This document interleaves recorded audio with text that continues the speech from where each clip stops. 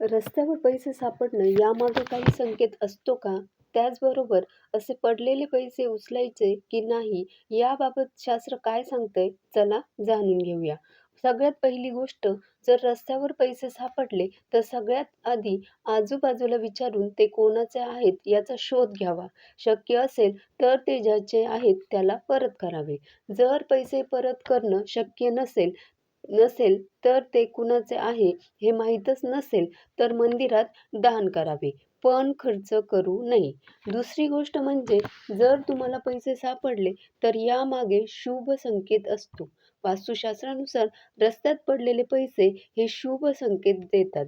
जर तुम्हाला रस्त्यात एखादं नाणं सापडलं तर समजा पूर्वजांचा आशीर्वाद तुम्हाला मिळालाय. ते तुमच्या पाठीशी आहेत.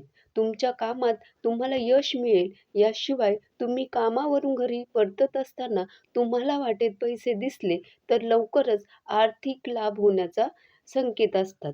धार्मिक मान्यतेनुसार असाही समज आहे की रस्त्यात पडलेले पैसे माता लक्ष्मीची कृपा आपल्यावर आहे असं सांगतात.